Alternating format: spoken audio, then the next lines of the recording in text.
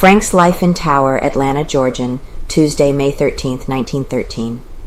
Of the many prisoners confined in the tower, Leo M. Frank stands far above them all as the central figure in the public eye, while the exhaustive investigation into the death of Mary Phagan continues. Hundreds of curious persons apply daily at the prison in a futile effort to see the man now being held in the Phagan mystery. The jailers are beset with thousands of questions pertaining to his life during the 2 weeks that he has spent behind the bars. Only Frank's attorney, his immediate relatives, and a few friends have been permitted to see him. The man on other occasions has refused point-blank to be interviewed or questioned. He has maintained an unbroken silence on the accusations made against by the state, cheerful with friends. To his friends, however, Frank presents an amazingly bright countenance. Frequently his laughter is heard ringing through the dismal corridors of the tower. Despite his cheery disposition, however, he has grown pale under his confinement. Frank occupies cell number 2 in the south corridor of the jail. The following is the routine of his daily life.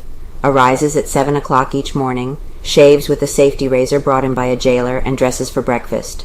Morning meal is brought to him at 7:30, and he partakes of it from a low bench in lieu of a table. Frank's meals are all prepared at his home and sent to the tower. He is permitted to have any food that he may desire. So far, the prison life has not affected his appetite, which is one of a healthy man. Reads papers carefully. After breakfast, Frank is handed the morning papers, which he peruses carefully, especially with reference to his own case. Despite what the printed pages may contain about him, though, the prisoner has never been known to comment on the newspaper articles. Frank is a great reader, as the single electric lamp in the corridor does not furnish sufficient light to read by in the cells adjacent. The prisoner has secured a candle, and under its flickering flame reads magazines and other periodicals. Friends of the prisoner begin to arrive about 9 o'clock. He converses with them through the bars. At 2 o'clock he is served with dinner.